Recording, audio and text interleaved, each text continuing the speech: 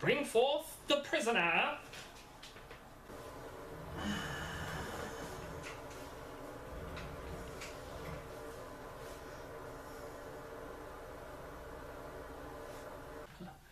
Your crimes include witchcraft, fornicating with a goat, fornicating with a squirrel, winning a chest, owning a black cat, watching anything that's produced by Pureflix, refusing to sign Lord Trump's birthday card, buying nudes, voting for Bernie Sanders, wearing a mask, and social distancing, and whatever else we can think of. How do you plead? I am not guilty. Ha! Only a witch would say not guilty. Now confess. You know magic. I mean, I know a good card trick or two. I mean, you want to see? Ooh, could you show me? You will not tempt me with your trickery. This is a goddamn con job, isn't it? Look, I got a quota. I gotta get 50 confessions in the day and 50 executions by the end of tomorrow, okay? So please just confess. Jesus Christ, you would sell out your own mother.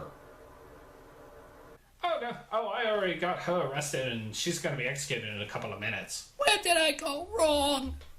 All I wanted him to do was clean his room. Oh, kid tells me what to do. You can't.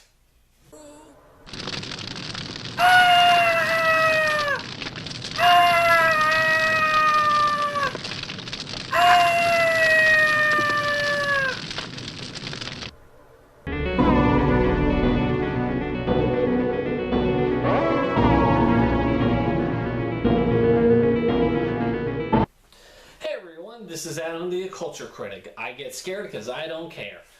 Today we're going to go take a look at a exploitation movie of the 1970s. One that revels in what it shows on screen. And that is Mark of the Devil. This 1970 exploitation film is torture porn. I don't know what else to say about it. It's torture porn. That is it. There's really nothing deep. There's no message. It's just torture porn. It is torture porn set during 18th, 19th century Europe, where witch hunting was big, apparently. And millions of people died. Not that many.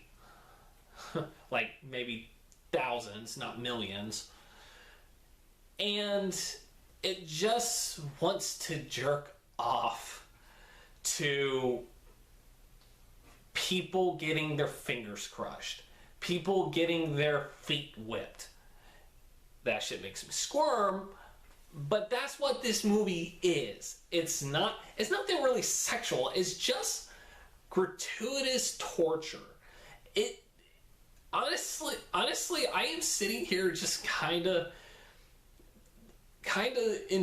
almost enjoying myself in terms of how the practical effects are done, because I am a practical gore effect fan. I enjoy that shit. But at least this movie isn't trying to be anything more than that. Now, the story is a young baron is hosting his teacher, who is a witch finder, and he is also trying to become a witch finder. But as he continues seeing these trials, he's starting to realize that, hey, witch finding's full of shit, and it's just means to extort people, to terrorize them. That's it. And it doesn't hide away from the fact that these witch finders, these men of God, are horrible, horrible people. Like, they are fucking evil. Like, you hate them. You hate every single one of them, except Oc-CULT-ure, who plays the young baron. One, he's very beautiful. Like, he is a very beautiful man in this movie. Like, holy shit. Like, he is the only person who has any morality in this movie, but also struggles with his faith, which makes for a good character arc in a way. because he also falls in love with a woman accused of being a witch, and he wants to save her, but he also doesn't want to be called a heretic by basically doing the right thing. And the one thing about this movie that I like, other than the torture, is how little sex there is. Like, there's, like, when it's used well. It's used for a point. But it's not like Byleth, where it's just, where it is gratuitous. Like, honestly, this is kind of the opposite of Byleth. This is, whereas Byleth had violence, but it was very minimal, this one revels, like I said, revels in its violence. It jerks off to the amount of blood and gore it can throw in there. And it's pretty violent. Like, I wouldn't say that it's New York Ripper levels of violence, but it gets the point across. Like, you see people get their fingers crushed. And I hate that. I hate it when I am watching a movie and someone's fingers are getting broken, the nails are getting ripped out. It makes me squirm. It really does. Like, eyeballs, I can live with. Fingers, no. Oh my god. I oh my god. But that's what this movie is. The biggest negative I have of it, or one of the biggest negatives, is it does the same thing Byleth did, which is it's a dub. It dubs over the German dialogue. But at least the acting is better in this than say Byleth. And I didn't mind the facial acting in Byleth. Save for like one. Here it's better. Here you are seeing these witchfinders just be fucking evil. These guys are horrible. These guys are also stupid. Like, there are some stupid people finding any excuse to just arrest innocent people and torture them into confessing that they are witches. That is what they are there for. And you hate every bit of it. I actually kind of had to pause this because I have a low tolerance for stupid people. Even in movies, I have a low tolerance for stupid people in movies. And I really, really, really wanted to punch every single one of them in the fucking face. But that doesn't mean I can't respect the performances that these actors give. There is one, Albino, who is, you might have seen him in other things like Salem's Lot. He's the vampire in that. And the main villain, Lord Cumberland, they're both rivals. They both hate each other. Like, they really hate each other.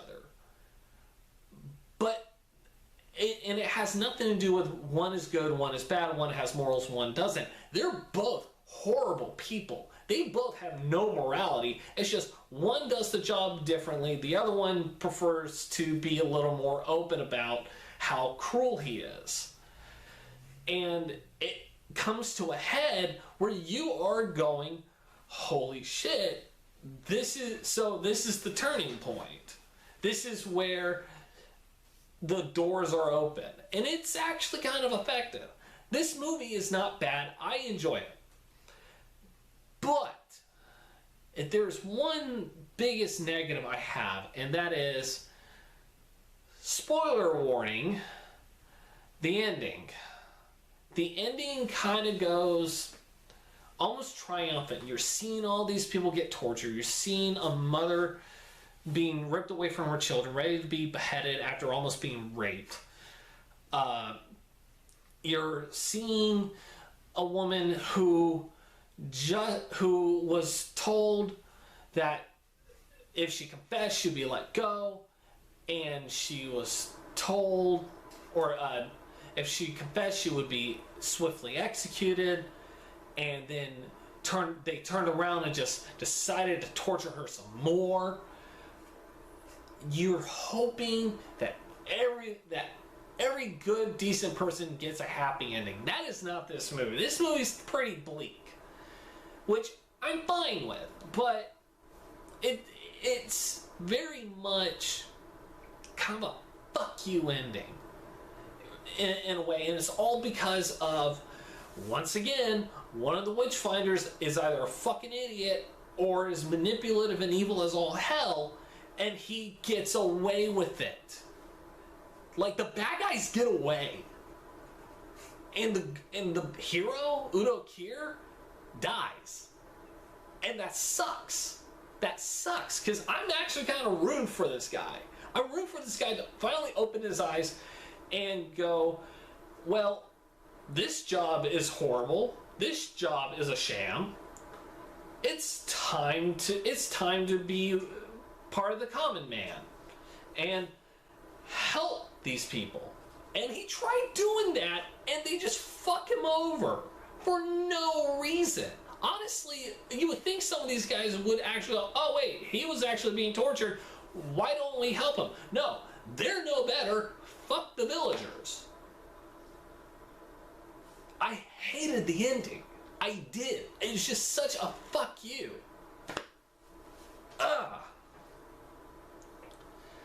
But, not all of it's bad. Like I said, I liked it. I enjoyed it. Even though it is torture porn, it at least doesn't try to hide behind some bullshit philosophy or anything. It is what it is. And I respect it for that. If you can be just what you are, which is pure exploitation, I will give you points for that. I will respect you for it. And that's what I like about this movie, is that it doesn't hide behind that, or it doesn't try to hide behind some false philosophy to make you sound more important than you are. Serbian film. And it's also pretty. It's a pretty movie. I mean, I wouldn't expect anything less from European films, which tend to be very pretty movies, especially in the 1970s. Like, you have those. You have great cinematography. You have bright colors, great costumes, especially on a budget, and yet they're able to have what they need to get the story they want. And the women are gorgeous. Like the women are gorgeous in Byleth. The women are gorgeous in Mark of the Devil. Like, these women, I mean, first off, there are times where I'm feeling like they are being tortured, like legit being tortured, even though I know they're not, and they're acting hard to pretend they're being tortured. But man, these are not only just beautiful women; they're pretty good at acting. Like, I felt bad for every single one of them having to go through that bullshit. Oh man, it's a fine movie. It's better than Byleth. It's exploitation, and it does have a fuck you ending that I didn't really care for, but it is beautiful to look at. It is well acted facially. I'm not sure about vocally, but it seems like that is the case there too. And I would actually recommend it. I would recommend the movie. So what do I give this score? Well, I give Mark of the Devil a solid 6 out of 10. I know that's low, but you know what? I think it warrants it. I really enjoyed the movie, but I didn't love the movie. Well, that's it for this week's episode of the Oc-CULT-ure Critic. If you guys like this video, please hit the subscribe button, leave a comment, or even like the video itself. Or if you want to chat more with me about horror, sci-fi, whatever, please join me on the Slasher app at NOES2 rules. That's NOES2 rules with the Z. Well, I'm Adam the Oc-CULT-ure critic. I get scared because I don't care. I hope to see you guys next week, and you all have a ghoulish, hellish day. Stay safe, everyone. So long. Bye.